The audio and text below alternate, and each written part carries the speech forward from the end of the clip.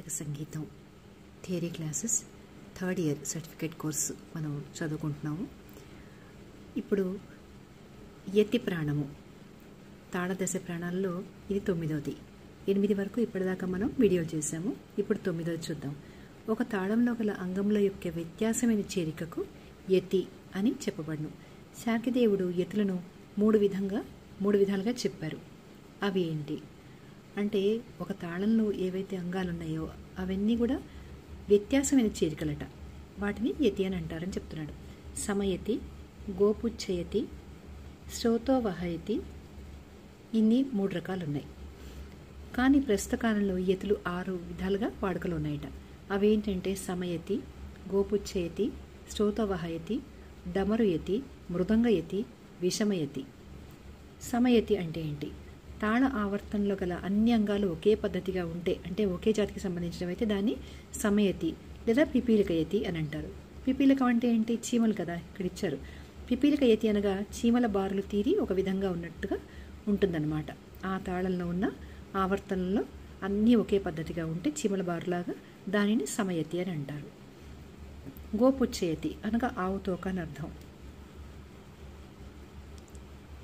ఆవుతోక మొదలు లావుగా ఉండి రాను రాను సన్నగా కిందికి ఉంటుంది.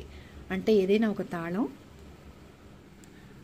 అంటే ఆ తాళ ఆవర్తనంలో అంగాలు ఆవుతోకలాగా మొదలు పెరిగి రాను రాను తగ్గుతూ పోతాయి కనుక దాన్ని గోపుచ్చయతి అని అంటారు.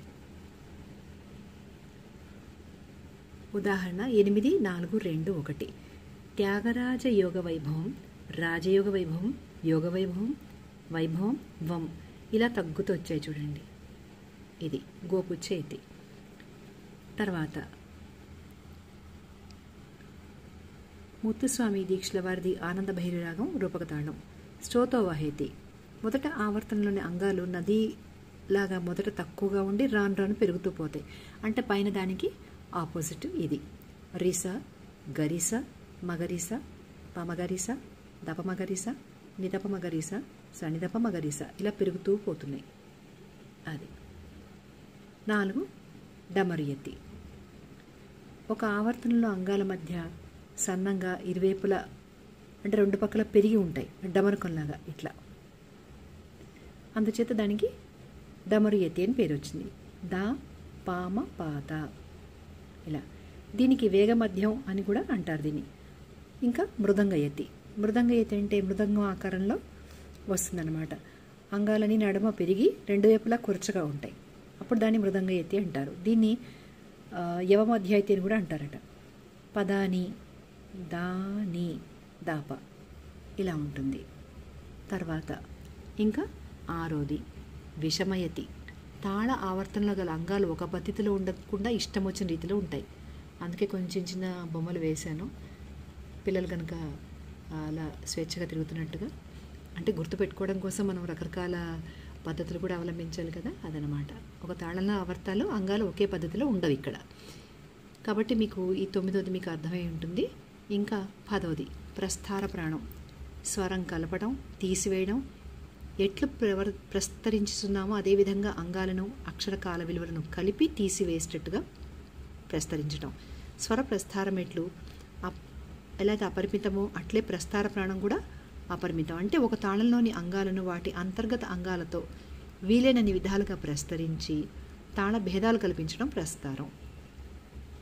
అర్థమైంది అనుకుంటాను. అంటే ఒక తాళంలో ఏవైతే అంగాలు ఉన్నాయో వాటిని అంతర్గత అంగాలతో వీలైనన్ని విధాలుగా ప్రస్తారం చేసి తాళ భేదాలు కల్పించడం అంటే డిఫరెంట్ ప్రయోగాలు అన్నమాట. దీన్ని విస్తరింపజేయడం. ఈ తాళ ప్రస్థారం ముఖ్యంగా 14 ఉన్నాయి.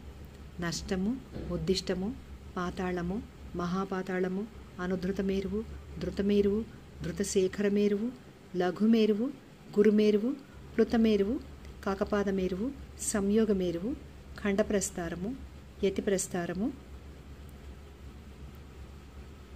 ఇవన్నీ కూడా ఇందులో తాళ ప్రస్థారంలో ఈ 14 భేదాలు. అయినా కానీ ఇవి ప్రస్తుతం వాడుకలో లేవు అంటున్నారు. షోడశాంగ ప్రస్థారం అంటే అనుధృతం నుండి కాకపాదం వరకు 16 అంగాలు. తాళ ప్రస్థారాన్ని కనిపెట్టి వ్రాసిన లక్షణకారుడు శ్యామశాస్త్రి గారు ఒకరే. సో ఇది మీరు ఒమిట్ చేసినా పర్వాలేదు. నేను ఎగ్జామ్స్లో ఈ తాళదశ ప్రాణాలు ఇది ఒమిట్ చేశాను, చదువుకుని వెళ్ళాను కానీ ఇది ఒమిట్ చేశాను, పర్వాలేదు. మిగతావన్నీ మనం పర్ఫెక్ట్గా నేర్చుకొని, అంటే 72 మేళకర్తలు, 35 తాళాలు, 35 తాళ పథకాలు, ఇవన్నీ మనం నేర్చుకున్నామంటే ఇంపార్టెంట్వి. ఇంకొకటి ఏంటంటే కటపై అది సూత్రము, ఇట్లాంటివన్నీ కూడా మనం నేర్చుకుని పర్ఫెక్ట్గా నేర్చుకుని వెళ్ళామంటే అది మనం ఒమిట్ చేసినా పర్వాలేదు. అది. Thank you.